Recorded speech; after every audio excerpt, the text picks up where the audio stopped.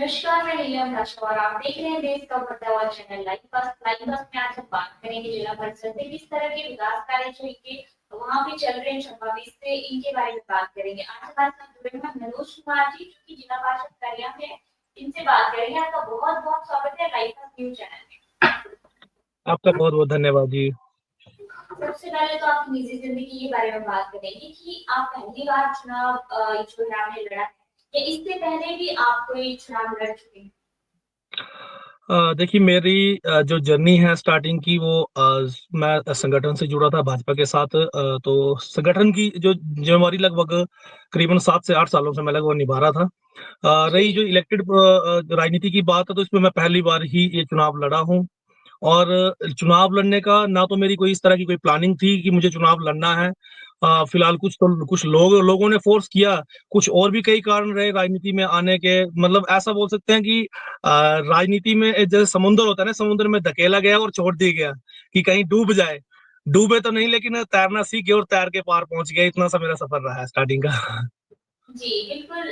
जो हमारा सफ़र है उसका एंड अच्छा होना चाहिए। शुरू बिगिनिंग तो किसी भी तरह से हो सकती है इंसान की। आप इससे बिल्कुल, पहले क्या बिल्कुल। प्लान करते थे? जब जब आप राजनीति में आए, राजनीति में आने से पहले क्या प्लान करते काम का ऐसा है कि हमारा जो स्टार्टिंग का सफर रहा है, मैं लगभग 2012 की बात करूं। 2012 से मैं घर से बाहर ही निकल गया हूं कि कुछ इशू रहा था। मैं वैसे ही घर से निकल गया था। 2012 से 15 में 3 साल चंडीगढ़ में रहा। उसके थे? बाद जी। वापस में जब मैं घर आया तो घर आने के बाद क्योंकि मेरे शौक थे, मैं स्टार्टिंग से ही मतलब मैं एक काफी गरीब परिवार से संबंध रखता हूँ। और जो जी। मेरा पेशा रहा है, मैं थोड़ा बहुत गाने का भी शौकीन हूँ। तो मतलब गायकी मेरा पेशा था। और साथ में शादियों वगैरह में जो बैंड वगैरह बजाते हैं, मैं वो बैंड पार्टी की टीम, मेरी अपनी टीम थी। तो इस तरह से कई बार मजदूरी वगैरह करना, लोगों के जैसे लेंटर वगैरह डालते हैं वहां मजदूरी करने जाना। तो इस तरह से हमने मतलब मेरे मेन मकसद ये रहा है कि मेहनत की कमाई और ईमानदारी की ओर काम करने में मैं कभी पीछे हटा नहीं। तो जी। राजनीति मेरी उस तरह की जो सोच है वो रही है। 2015 में जब मैं वापस आया चंबा में, क्योंकि शौक बड़े थे। सोचा तो था कुछ बड़ा करना है, पर करना क्या है ना, तो प्रॉपर रास्ता था। रास्ता अगर दिखाया तो वो संगठन ने दिखाया कि किस तरह से आगे कार्य करना है और किस तरह से फील्ड में रहना है। और जो बाकी तो लोग सिखाते हैं, जैसे आप जो फील्ड आप अपनाते हैं। अब जैसे मेरी ये फील्ड जिला परिषद की, तो पहली बार आया, मुझे पता भी नहीं चला। वो 6 महीने 1 साल तो मुझे वैसे ही निकल गया मेरा टाइम। और बीच में कोविड काल का भी था स्टार्टिंग के दौरान, तो वो भी टाइम रहा है। लेकिन शौक था काम करने का, सीखने का जज्बा था कि मुझे एक छोटे छोटे बच्चों से भी, या पुराने जो हमारे जिला परिषद रहे हैं उनसे भी, या जो भी लोग फील्ड में मिलते गए, मैं उनसे थोड़ा थोड़ा सीखता गया कुछ ना कुछ। और मालिक की दया से आज इतना है कि जो स्टार्टिंग का सफर था, मैं जैसे चुनाव प्रचार के वक्त लोगों के बीच में गया तो बड़े सारे लोगों के सवाल रहते हैं कि वो चुनावों के वक्त तो आप घर द्वार आते हैं, लेकिन चुनाव जीतने के बाद वापस मुड़ के शक्ल तक नहीं दिखाते हैं। आज जी। मेरा इतना रहा है कि मेरी 16 पंचायतें, मेरे जिला परिषद वार्ड जो है करिया नाम है इसका। तो करिया वार्ड का जो 16 पंचायतें हैं, सारी पंचायतें मैला ब्लॉक के अंतर्गत आती हैं। और 16 की 16 पंचायतों में इतना मेरा सफर रहा है कि आज ये नहीं बोल सकते कि कोई जिला परिषद था जीता हुआ और हमने उनको देखा नहीं है। प्रति जी। पंचायत जो मेरा समय हमने बिताया, लगभग मेरे 35 से 40 टूर जो है प्रति पंचायत रहे हैं। चाहे किसी की शादी ब्याह हो वहां पहुंच जाना, चाहे किसी की जैसे कोई सुख दुख वगैरह है वहां पहुंच जाना, चाहे लोगों के जो हमारी ग्राम सभाएं रहती है 3 महीने में एक बार तो ग्राम सभाओं में जाना, पंचायतों की मीटिंग्स रहती है महीने में 2 बार, तो कोई ना कोई माध्यम मुझे बहाना चाहिए कि लोगों के बीच में कैसे मैं पहुंच पाऊं। क्योंकि ऐसा रहता है कि अब जब तक आप लोगों के साथ जुड़ोगे नहीं तो लोगों की फील्ड समस्याओं के बारे में कैसे पता चलेगा। तो हम ये बोल जी। सकते हैं कि ये नहीं है कि मैंने हर घर का काम कर दिया, हर व्यक्ति को संतुष्ट कर दिया है। अब वो तो मतलब हमारे हाथ में इतना है नहीं, पर फिर भी चलो प्रयास इतना किया है, कुछ ना कुछ बेहतर कर पाया हूँ मैं। मेरा अपना दिल संतुष्ट है कि मैंने कुछ बेहतर किया है। जी। अभी तक जैसे आप बता रहे हैं कि आपने काफ़ी जो कार्य है पंचायत में करने पर आपने बात भी की कि आपने इससे पहले बहुत कार्य किए, चाहे मज़दूरी है, चाहे कोई और काम है। काम कोई भी हो छोटा या बड़ा नहीं होता है, काम अच्छा नहीं होना होता, नहीं, चाहिए। बिल्कुल। काम ईमानदारी का होना चाहिए। वो भी ईमानदारी का होना चाहिए, राइट। ईमानदारी करते हो आप, वो मैटर नहीं करता। और जी। जैसे आपने भी बताया कि आप पंचायतों के लिए उनके साथ जुड़े रहे हो, तो आपके फ्यूचर में क्या प्लान है कि अपने पंचायतों में और क्या करना चाहते हैं? कौन से ऐसे के काम है बहुत मैडम ऐसा सोच तो हमारी बहुत बड़ी थी कि जब स्टार्टिंग में आए थे राजनीति में, हमें लग रहा था कि हम जब राजनीति में आएंगे पता नहीं क्या पहाड़ मतलब चेंज कर देंगे पूरा। पर ये कि जब धरातल पे आप ग्राउंड पे जाते हैं तो बहुत कुछ देखने को मिलता है। हमारी क्षेत्र की समस्याएं बहुत है, लेकिन जो सरकारें रही हैं, मैं तो ये डायरेक्टली ये बात कहता हूँ, चाहे भाजपा की सरकार हो, कांग्रेस की सरकार हो, जो तीन हमारा पंचायती राज का 3 टायर सिस्टम है, उन 3 टायर सिस्टम में 2 टायरों को पंचर करने का काम इन्होंने ये सरकारें ही कर रही हैं। जिसमें हम लोग अगर देखें क्योंकि लास्ट टाइम हम लोग जो हमारा टूर भी रहा है केरला का, तो हमने देखा है वहां का पंचायती राज और हिमाचल प्रदेश के पंचायती राज सिस्टम की बात करें तो जमीन आसमान का फर्क है। आज हमारे पास वित्तीय शक्तियां टोटली खत्म कर दी गई हैं जिला परिषदों के पास, कि हम लोग चाहे सामने किसी का घर ढह भी रहा हो, हम लोग उनको कोई सपोर्ट नहीं कर सकते हैं। ये तो हमारा व्यक्तिगत जो कई रिलेशन विभाग में अच्छे हैं या नेताओं के साथ कहीं अच्छे हैं, तो हम अपने उस तरह से रिलेशन की वजह से कुछ ना कुछ काम निकलवा पा रहे हैं, लेकिन जिला परिषद के तौर पे हम करना चाहें तो कुछ नहीं कर पाते हैं। टोटली ही जो स्टेट फंड हमें मिलता था वो टोटली स्टॉप है, कुछ नहीं मिल रहा है। सेंट्रल गवर्नमेंट की तरफ से हमें कुछ मिलता है, जैसे मेरी 16 पंचायतों तो 15 से 20 लाख रुपए हमें मिलते हैं। उसमें भी गाइडलाइन है कि टाइड और अनटाइड की गाइडलाइन है कि हमने उनकी गाइडलाइनों के हिसाब से ही काम करना है, जबकि हमारे गांव में हमें क्या समस्या है हम उस पर काम नहीं कर सकते हैं। जी तो सबसे बड़ी समस्या तो ये रही है कि हम हमारा फंडिंग का रहा है अभी, और जो सोच हमने रखी थी कि हम जब पंचायत में आएंगे तो जैसे सबसे बड़ी हमने एक सोच लेके चली कि शिक्षा को लेके, स्वास्थ्य को लेके हम कार्य करेंगे, या हमारे जो मेरे वार्ड की कई सारी ऐसी पंचायतें हैं जहाँ पे जो है हम पर्यटन की दृष्टि से काम कर सकते हैं। लेकिन मैं फिर वही बात करूँ कि जब हम धरातल पे जाके हम इसको कार्य करने का प्रयास करें तो बहुत मुश्किल रहता है, क्योंकि फंडिंग हमारे पास है नहीं, और अपनी जेब का खर्च कर करके कितना कर हम लोग भागदौड़ कर पाएंगे। तो हमने ये प्रयास किया इसमें, जैसे हम लोग अगर बात करें शिक्षा की, तो ठीक है, आप अपने अपने लेवल पे सभी कर रहे हैं, सरकारें भी कर रही हैं, लेकिन हमने एक प्रयास किया कि गांव में हर जगह लाइब्रेरी हो। तो सब जगह तो नहीं कर पाए, लेकिन ऐसे सेंटर पॉइंट जहां पे 3 से 4 पंचायतें जुड़ पाए वहां हमने लाइब्रेरी खोलने का प्रयास किया है, और काफी अच्छी आज चल रही है। हर लाइब्रेरी में 40-50 की संख्या भी हम लोग जो है वहां हो रही है। लगभग 3-4 तो मैंने व्यक्तिगत खोली है, बाकी अन्य सदस्य जो माननीय सदस्य वो भी कहीं ना कहीं अपने लेवल पे प्रयास कर रहे हैं। दूसरा, टूरिज्म को लेकर अगर हम लोग बात करें तो मेरी बड़ी सारी पंचायतें थी जहाँ पे हम लोग उसको डेवलप करने की कोशिश करें। आजकल सोशल मीडिया का जमाना है, हमने एक बहुत कम बजट में जो है छोटे छोटे कहीं व्यवस्था करके सेल्फी पॉइंट लगाए, जहां ये देख रहा हूँ कि हम ये ज्यादा नहीं बोल सकते, 5 से 10% फर्क पड़ा है। आजकल सोशल मीडिया का जमाना है, कोई वहां साइट पे जाता है, सेल्फी डालते हैं, तो सेल्फी डाल कर वायरल होती है। और आज जो वहां पे जाके संख्या जाना शुरू हो गई, लोग जाना शुरू हो गए हैं।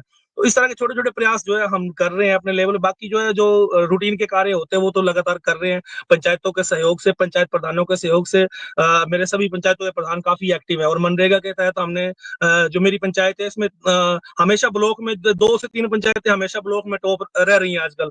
तो लगभग मनरेगा के तहत जो हमने हर घर को टच करने की कोशिश की है। तो इस तरह से कार्य कर रही। भविष्य की बात, तो भविष्य की प्लानिंग तो ऐसी है। अब हम मैं लगभग मैंने कहा 2012 से लेकर हम लोग घर से बाहर निकले हैं, और सोशल वर्किंग लाइन में समाज सेवा के क्षेत्र में कार्य कर रहे हैं। तो अगर पोस्ट नहीं भी होगी, अब अनुभव जो रहा है हमारा 5 सालों का, बहुत कुछ सीखने को मिला है, और हमारा ये कार्य जारी रहेगा, पोस्ट हो ना हो। क्योंकि ऐसा हर बार जो है वो सीटें चेंज हो जाती है आरक्षण की वजह से, कभी लेडीज आ गई या कुछ दूसरी आ गई, हो सकता है हम सीट पे ना भी रहे, पर अनुभव काफी अच्छा रहा और सीखने को बहुत कुछ मिला है। बहुत सारे लोगों का प्यार मिला है, आशीर्वाद मिला है, और उन्होंने बहुत कुछ सिखाया भी है हमें।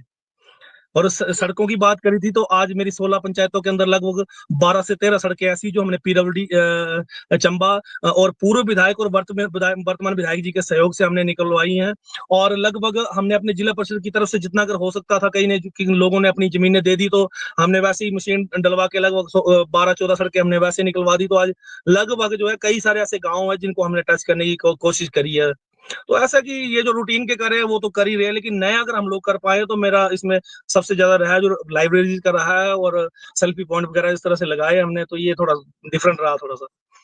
जी जैसे कि आपने बात की रोड कनेक्टिविटी की, तो क्या रोड की प्रॉब्लम अभी भी वहाँ पे है या बहुत कम हो चुकी है अभी, या कुछ ही वहाँ से बची है अभी जहाँ? जो मेरे पंचायत के क्षेत्र है उसमें सड़कों की समस्याएं मैक्सिमम जगह तो सड़कें टच होगी। अब जो लिंक रोड की लोग डिमांड करते हैं, सबसे ज्यादा जी अगर दिक्कत थोड़ी सी अगर हम लोगों को आ रही है, तो उसमें दिक्कत ये है कि लोग जमीनें नहीं देते हैं। सड़क सभी को चाहिए लेकिन जमीनें नहीं देंगे, और जमीनें नहीं देंगे तो सड़क बनाना थोड़ा सा मुश्किल रहता है।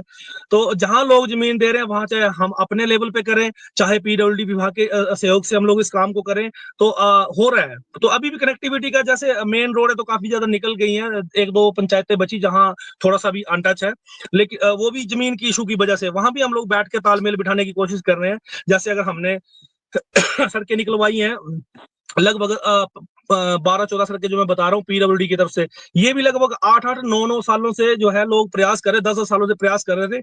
जिन लोगों की जमीनें जा रही है अब नुकसान तो होता ही है, तो उन लोगों के साथ तालमेल बिठा के अगर उनका कोई नुकसान हो रहा है तो उसकी हम लोग कैसे भरपाई कर पाए, तो उनको उस तरह से हमने बैठ के मना के जो है उस काम को भी करने का हमने प्रयास किया है। रही भविष्य की बात, तो जो लिंक रोड निकालने का प्रयास कर रहे हैं कि अब सड़क हर किसी को चाहिए, सबको अपने घर तक चाहिए, तो फिर भी हम लगभग हर पंचायत में आज लिंक रोड भी निकल रहे हैं धीरे धीरे, तो काम ये हो रहे हैं जी।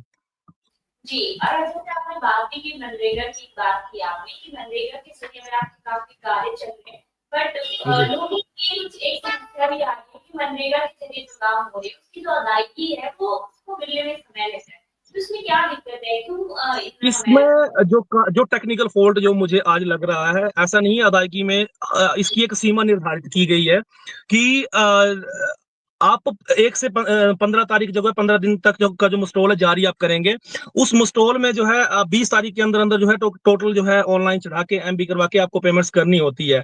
लेकिन पेमेंट्स अगर डिले ऊपर से हो रहा है, वो थोड़ा सा इशू ये आया था कि एक इसमें गाइडलाइन है मनरेगा में एनआरएम और नॉन एनआरएम के जो तहत कार्य होते हैं, नेचुरल रिसोर्स मैनेजमेंट का और नॉन नेचुरल रिसोर्स मैनेजमेंट का, तो उसमें थोड़ा सा रेशो गड़बड़ा गया था जिस वजह से बजट की में देरी हुई है। वो गड़बड़ाया इसलिए क्योंकि पूरे हिमाचल प्रदेश के अंदर अभी आपने देखा सेंट्रल गवर्नमेंट ने जो वो लगभग 95,000 के करीब जो है हाउस जो पीएमएवाई के तहत लोगों ने सैंक्शन किए हैं, तो सभी के जो ये जो पीएमएवाई के तहत सैंक्शन होते हैं, इसके जो मुस्टॉल निकलते हैं वो नॉन एनआरएम में आते हैं।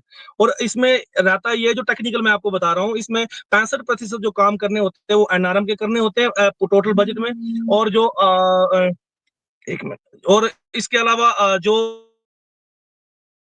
तहत काम करने होते, नॉन एनएम के तहत काम करने होते हैं।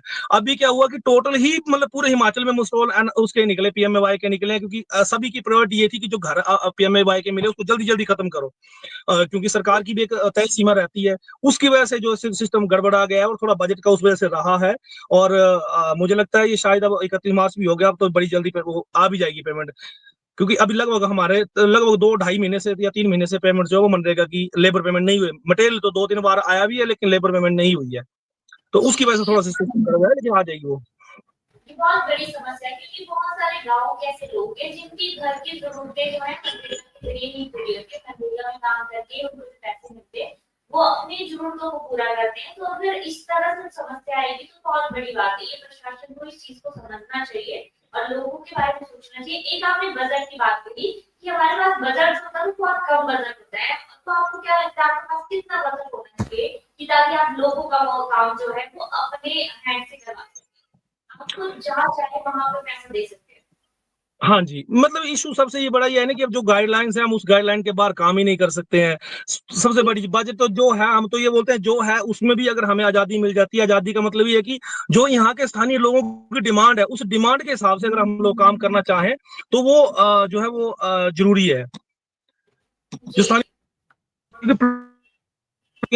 जो आजकल जैसे कि एक जीपीडीपी नाम से जो है पंचायती राज ने प्लान चलाया हुआ है, ग्राम पंचायत डेवलपमेंट प्लान, तो वो बोलने को ही है कि हम लोग धरातल पे बना रहे हैं, परंतु जो गाइडलाइन है वो ऊपर से बैठ के बना दी गई है कि हमने इसके तरीके से ही काम करना है। अगर जीपीडीपी की मैं बात करूं, लगभग 3 से 4 साल हो गए इस जीपीडीपी को, लेकिन पूरे हिमाचल प्रदेश के अंदर मैं भी वहाँ जो स्टेट लेवल की वर्कशॉप भी लेके आया शिमला के अंदर, लगभग 3 वर्कशॉप मैंने ली हैं, और इसमें लास्ट में रिजल्ट ये निकलता है पूरे हिमाचल के हम लोग बात करें तो जीपीडीपी टोटली फेल है। उसमें जी सबको कन्वर्जेंस करके साथ में चलने की बात की जा रही है, लेकिन ग्राउंड पे कुछ नहीं है। इसलिए मेरी ये मतलब मैं आपके चैनल के माध्यम से भी और ये मांग रखना चाहता हूँ सरकार के समक्ष कि अगर 3 टायर सिस्टम पंचायती राज का है तो तीनों पहियों को जो है वो स्ट्रॉन्ग करने की कोशिश करेंगे, तभी पंचायती राज का जो है वो उद्धार हो सकता है, अन्यथा बहुत मुश्किल है। क्योंकि अब बार बार पंचायती राज के ऊपर भ्रष्टाचार को लेके जो है वो उंगलियां उठाई जाती हैं। हमेशा आप देखेंगे हमारे 16 पंचायतें हैं, हम लोग 16 पंचायतों में भाग दौड़ करते हैं, और हमारा मानदेय क्या है 7,800 रुपए, मतलब पंचायत प्रधान से जो है वो मात्र 500 रुपए ज्यादा है। ठीक है। जी अब हम लोग, आपने देखा है ये पूरे हिमाचल में इस समय मुद्दा भी उठा हुआ है। जब जी विधायकों की बारी आती है 2 लाख से सीधे डायरेक्ट 3 लाख रुपए जो है वो इस समय इनका मानदेय कर दिया गया है। जबकि विधायक के बराबर ही हमारी भी पंचायतें हैं। अब उनके पास 40 से 42 पंचायतें हैं, हमारे पास भी, हमारे जो कुछ जिला परिषद ऐसे हैं माननीय सदस्य, उनकी 28-28 पंचायतें हैं। अगर हम लोग मतलब ऐसे फील्ड में जाना भी चाहें तो किराया तक पूरा नहीं होता है। मैं ये नहीं जी कहता हूँ कि मैं ये नहीं कहता हूँ कि आप लाखों रुपए दे दो, लेकिन समस्या ये है कि एक सम्मानजनक मानदेय जो वो होना बहुत जरूरी है। जी बिल्कुल। ठीक, हम अब लोग सेवा के भाव से इस फील्ड में आए हैं, सेवा के भाव से हमने काम करना है। लेकिन सेवा के साथ साथ या तो सबको साथ में लेके चलो, या फिर इस तरह का नहीं करना चाहिए। हमेशा रहता है बीडीसी चेयरमैन से ज्यादा जिला परिषद का मानदेय होता था, भले ही 500 ज्यादा हो। आज बीडीसी चेयरमैन और बीडीसी के वाइस चेयरमैन जो है वो जिला परिषद के सदस्यों से बहुत ज्यादा आगे निकल चुके हैं। मैं ये नहीं जी कहता, लेकिन एक जो सम्मान है, इज्जत हमारा है, वो सम्मानजनक मानदेय तो मिलना चाहिए। जी जैसे आपने बात करी ये जिला परिषद, ब्लॉक समिति और पंचायती राज की, आपने एक तो आपने बात की कि जो आय, जो सैलरी जो मिलती है वो बहुत कम सैलरी है, तो इसमें और कौन से बदलाव होने चाहिए कि वो जरूरी है? बदलाव ऐसा कि मैं इसलिए ये चीज ज्यादातर दिमाग में इसलिए आ रही है क्योंकि हमने लास्ट टाइम, मैंने पहले बताया कि केरला का हमने विजिट किया है, तो बहुत सी बातें हमें सीखने को मिली है। वहां हर व्यक्ति की एक अपनी जिम्मेवारी निर्धारित की हुई है। अगर पंचायती राज का जो मैं वार्ड मेंबर है तो उसकी अपनी एक जिम्मेवारी है, प्रधान है तो उसकी अपनी जिम्मेवारी है, बीडीसी सदस्य या जिला परिषद है, उनकी अपनी एक जिम्मेवारी निर्धारित की हुई है। और सबसे बड़ा बड़ा कारण यही कारण रहा है कि वोट बैंक की राजनीति के पीछे जो है आज पूरा हिमाचल प्रदेश जो वो खज्जल हो रहा है। मैं ये बात ओपनली इस आपके चैनल के माध्यम से कह रहा हूँ, क्योंकि आज लोगों की मानसिकता भी उस तरह से हो गई है। जो हमारे, अब मुझे लोग मिलते हैं लगभग, अगर दिन में अगर 100 कॉल आती होगी तो 100 में से 90 लोगों की डिमांड ही होती है कि मुझे डंगा लगाना है। और जी आप आप देखोगे, आप वार्ड मेंबर से भी डंगे लगवा रहे हो, आप प्रधान से भी डंगे लगा रहे हैं, आप बीडीसी और जिला परिषद से भी डंगे लगा रहे हो, और बाकी छोड़िए, हम एमएलए और अपने सांसद जी आते हैं तो उनसे भी आप डंगे की मांग कर रहे हैं। तो क्या इस तरह से हिमाचल डेवलप कर पाएगा? क्या हिमाचल आगे बढ़ पाएगा? और सबसे बड़ा कारण ये है कि वोट बैंक के पीछे हम उन लोगों को नाराज नहीं कर पा रहे हैं। अगर प्रॉपर तरीके से सिस्टम चले, अब जैसे केरला का मैं जिक्र बार बार कर रहा हूँ, वहां पे हमने चीज चीज नोट करी कि अगर प्राइमरी स्कूल है वो पंचायत के अंडर है, अगर senior secondary school, high school है वो जिला परिषद के अंडर है, और जी डिपार्टमेंट जो है वो सारे पंचायती राज के अधीन काम करते हैं। अगर पंचायत में पानी की समस्या है तो वो पंचायतों को ज्यादा पता है जी कि वहां हमारे जहाँ पानी की दिक्कत है, सड़क की समस्या, तो वो पंचायत को ज्यादा पता कि फलानी जगह जो वो ये सड़कों की समस्या है, ये अन्य दिक्कतें हैं। वो ऊपर बैठे लोगों को नहीं होगा पता, वो तो कमरे में बैठ के प्लान बना देंगे, लेकिन धरातल पे प्लान की जरूरत कहाँ पे क्या है वो बहुत जरूरी है। इसलिए सबको जो है कन्वर्जेंस होकर मिलके अगर काम करके, अपनी अपनी जगह सभी काम कर रहे हैं। अगर सड़कों की बात करें तो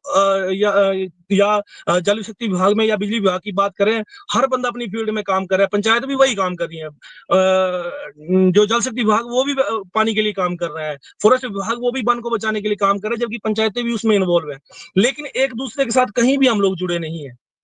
जी तो ये सारा होना बहुत जरूरी है, और खासकर इन डंगों और सड़कों की राजनीति से ऊपर उठ के जो है वो हम लोगों को आगे बढ़ने की जरूरत है। और खासकर अगर हम एक प्रतिनिधि, तो सबसे बड़ा फर्ज हम लोगों का बनता है कि हम लोग इस सोच से परे हटके थोड़ा हम डिफरेंट करें। मैं चंबा की बात करूं, लास्ट टाइम तो इतना तक हमें देखने को मिला कि जो रिलीफ हेड का बजट होता है, आप जी देखेंगे एक एक पंचायत को 60-60 लाख रुपए का बजट जा रहा है। कहाँ जा रहा है? सिर्फ रास्तों की रिपेयर करने के लिए। रास्ते भी वो रास्ते जहां कुछ मतलब आज तक कोई बंदर भी नहीं जाता होगा, जहां तक मेरे ध्यान में है। उन रास्तों को रिपेयर करने के लिए 2.5-2.5 लाख रुपए का बस जाता है। और इस बार तो इतनी हद हो रही है, मैं ऑनलाइन, क्योंकि मैं सारा सिस्टम ये देखता हूँ वेबसाइट पे, पोर्टल पे, जितनी भी पंचायती राज की साइटें हैं, मैं सबको थोड़ा सा ऑनलाइन देखता रहता हूँ। तो विधायक निधि का पैसा जो है वो चेक डैम लगाने के लिए वन विभाग के खाते में पैसा जा रहा है। मतलब आप एक सोच देखिए, चेक डैम का इसलिए क्योंकि पंचायतों के ऊपर आज हर व्यक्ति की नजरें है, लेकिन फॉरेस्ट को हम पैसा देंगे तो फॉरेस्ट के साथ कोई पंगा लेता नहीं है, क्योंकि हर व्यक्ति की कहीं ना कुछ कंसर्न रहता, तो उसके साथ पंगा नहीं लेता। सिर्फ और सिर्फ अपने व्यक्तिगत निजी फायदे के लिए जो वो आज इस तरह से पैसे पैसे का दुरुपयोग हो रहा है। तो जब तक ये सिस्टम खत्म नहीं होगा, और मैं ये बोलता हूँ कि हमने तो व्यक्तिगत अब इस फील्ड में रहा हूं मैं 5 सालों में, तो मतलब बहुत सी बातें ऐसी चूती है कि हम लोग बोल भी नहीं पाते, हमारी मजबूरियां बोल भी नहीं पा रहे हैं प्रॉपरली, और नीचे से लेकर ऊपर तक जो है सिस्टम पूरा खराब ही है। और भ्रष्टाचार का ये बहुत बड़ा एक जरिया और बहुत बड़ा कारण जो आज बनता जा रहा है। हम लोग खुद मैं एक जिला परिषद में मैं भी ये बात कह रहा हूँ कि एक मतलब वोट बैंक के लिए जो हम किसी व्यक्ति को नाराज नहीं करते और व्यक्ति की जो डिमांड है हम उसी डिमांड के साथ काम करना ज्यादा पसंद करते हैं, जबकि हमारे क्षेत्र को किस चीज की जरूरत है उस पे काम करने की जरूरत है जिसमें कि पूरी कम्युनिटी का बेनिफिट हो। व्यक्तिगत आप जितने मर्जी कार्य कर लेंगे, डंगे लगभग 60 सालों से लगते आ रहे हैं, आगे भी लगेंगे और इन डंगों से ना आज तक कोई डेवलपमेंट हो पाई है ना कभी भविष्य में होगी। जी। हिमाचल में जो है नशा बहुत बढ़ता जा रहा है, हमारी जो नई पीढ़ी है वो भी खराब होती जा रही है, नशे की तो ज्यादा खिलती जा रही है। तो सरकार को कौन से ऐसे बड़े कदम उठाने चाहिए ताकि नशे में रोकथाम लगा।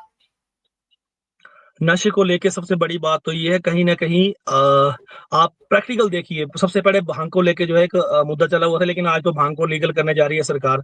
तो कहीं ना कहीं आप देखेंगे वहां जो बड़े तस्कर हैं वो आज तक जो वो सेफ बच रहे हैं, कहीं ना कहीं जो है कहीं राजनीतिक शरण भी उनको मिल रही है, जहां तक मेरा अपना अनुमान रहा है।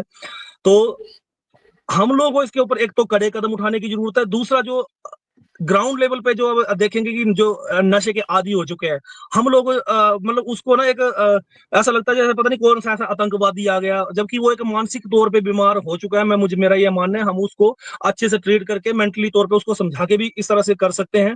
लेकिन जो नशे का वो बढ़ रहा है प्रचलन, इसमें कहीं ना कुछ तो आज तक मैंने कोई बड़ा माफिया पकड़ते हुए हिमाचल में देखा नहीं है। देखेंगे आप भांग के केस में भी बहुत से ऐसे गरीब हैं जो आज अंदर है, जो 400-500 रुपए के किसी का बैग उठा के दूसरी जगह पहुंचा रहे थे और रास्ते में उसको पकड़ लिया गया।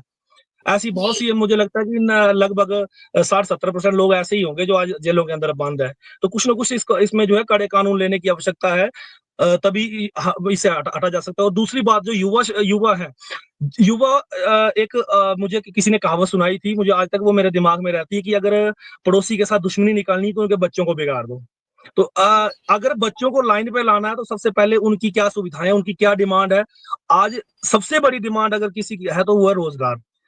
बेरोजगारी इतनी बढ़ गई है हद से ज्यादा। हम लोग ठीक है, केंद्र सरकार की भी और प्रदेश सरकार की भी कई सारी ऐसी योजना है कि स्वयं रोजगार की तरफ हम लोग जा सकते हैं, लेकिन मानसिकता हमारी सरकारी नौकरी की तरफ ज्यादा है। आज देखेंगे मैक्सिमम विभाग आपके खाली है, और हिमाचल प्रदेश में तो मुझे लगता है इतिहास में ऐसा कभी नहीं होगा जो आज हो रहा है। हर जगह एक मतलब जो संस्थान है जहां स्टाफ खाली है, आप उसको संस्थान को ही बंद कर दे रहे हैं ताकि स्टाफ भरने की जरूरत नहीं, आप स्टाफ को भरो। अगर युवा कहीं भटक रहे हैं तो उनके लिए आप जो है खेल के लिए अच्छी व्यवस्थाएं करें। आप देखिए हिमाचल में कितने के संस्थान अभी खेलों को लेके यहाँ खुले हैं। बच्चे जाएंगे तो कहाँ जाएंगे, माइंड डाइवर्ट करेंगे नहीं करेंगे। मैं ये नहीं बोलता कि मैंने बहुत बड़ा तीर मार लिया, लेकिन मैं आज जो प्रैक्टिकल बात कर रहा हूँ, एक पंचायत हमारी ऐसी है जहां मैं प्रैक्टिकल देखता था कि 16-16 साल 15-15 साल के युवा जो है जहां अपनी अपनी बोतलें लेके साथ में कहीं साइड में खड़े रहते थे। आज मैंने 35 से 40 उसी पंचायत के युवा जो है, आज वो 50 युवा कम से कम, वो लगातार लाइब्रेरी भी आ रहे हैं, साथ में ग्राउंड भी है, वो छोटी मोटी प्रैक्टिस चाहे वो कबड्डी की करें चाहे कुछ भी करें पर वो प्रैक्टिस करते रहते हैं। जब आप अपने बच्चों को उसी तरह से बिजी रखेंगे ऐसी ऐसी एक्टिविटी में, तो उनका दिमाग जाएगा नहीं दूसरी तरफ। जी बिल्कुल। और ये हिमाचल एक अच्छा माध्यम हो सकता है ये। जी जी, हिमाचल में सुखविंदर सिंह सुक्खू जी अभी जो है काम कर रहे हैं, हमारे राज्य सरकार को जो संभाल रहे हैं, क्या वो अच्छी नीतियां अपना रहे हैं हिमाचल के लिए। क्या चीज दोबारा से बताना। सुखविंदर सिंह सुक्खू जी जो है हमारे हिमाचल के सीएम है, क्या वो विकास के लिए अच्छी नीतियां अपना रहे हैं या उनको अपनी नीतियां बदलने की जरूरत है। देखिए हम तो एक जैसे मैं 16वीं पंचायत है जिला परिषद की, ये भी बहुत बड़ा दायरा है। हम एक पंचायत, हमें अपना परिवार देखना वो बहुत बड़ा मुश्किल होता है, ये तो एक पूरा प्रदेश देख रहे हैं। मैं ये नहीं कहता कि ये बहुत कुछ गलत कर रहे हैं, लेकिन बहुत से ऐसे कारण है वो सिर्फ अपनी सरकार को टिकाने के लिए जो व्यवस्थाएं अपना रहे हैं, खासकर जो डिनोटिफाई तरीका अपनाया हुआ है, वो मैंने पहले भी कहा वो मुझे मतलब ये ठीक नहीं लगा। क्योंकि हमारी पंचायतों के बहुत से ऐसे स्कूल थे जो जायज थे।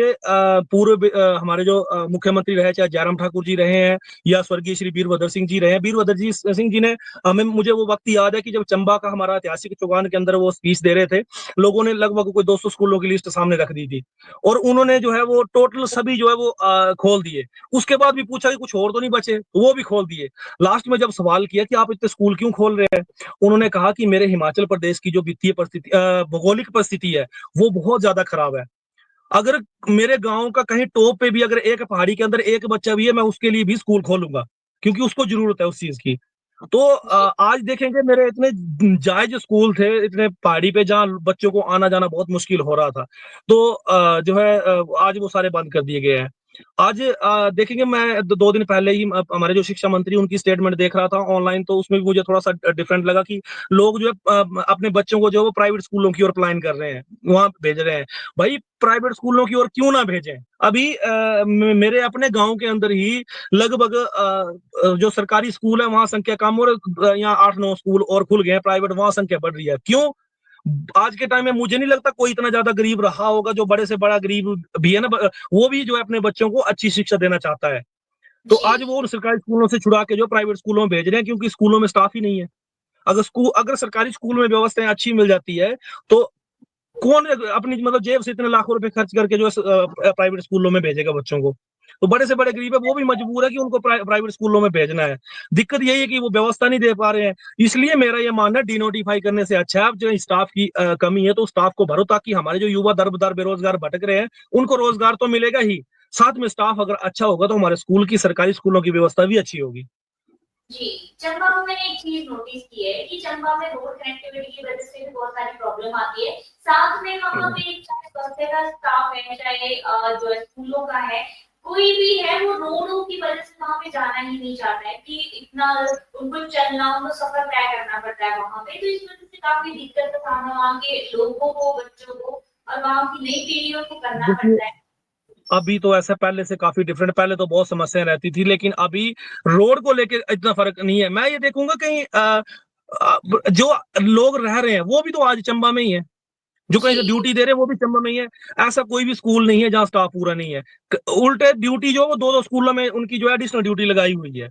अगर स्टाफ तो दो। आज आज रोजगार की स्थिति इतनी है कि अगर आप सरकारी नौकरी अगर दे रहे हो किसी को, वो आप टॉप पे पहाड़ी पे भी पैदल भेजेंगे। आज का युवा इतना मजबूर है कि वहां जाने के लिए भी तैयार है, वो जाएगा। पर कम से कम जी, आप पोस्टें तो निकाले, कितना टाइम हो गया आज पोस्टें खाली पड़ी हुई है। बेरोजगारी की वजह से भी बहुत सारी चीजों से समस्या हो रही है। लोग जो है वो इस तरह से गलत चीजों को इस्तेमाल कर रहे हैं। आपने काफी अच्छी हमसे बात करी और आप अपने लोगों के लिए भी काफी बढ़िया चीजें सोच रहे हैं, आगे करना भी चाह रहे हैं। और अगर आगे भी आप चुनाव लड़ते हैं और आप उससे जीतते हैं, तो आशा करेंगे आपकी कि आप ऐसे ही अपने लोगों के लिए अच्छा कार्य करते हैं। और जिन लोगों को आपकी जरूरत है, जो अपने लिए कुछ नहीं कर सकता, उनके लिए आप जरूर करें। हम आपसे यही गुजारिश करना चाहेंगे और आपका बहुत-बहुत धन्यवाद लाइव पर जुड़ने के लिए। जी, आपका बहुत बहुत धन्यवाद। आपने समय दिया और जो है हमें अपने चैनल पे बुलाया। बहुत बहुत धन्यवाद। आपके सभी दर्शकों का भी मैं तहे दिल से धन्यवाद करता हूँ। बहुत बहुत धन्यवाद। शुक्रिया।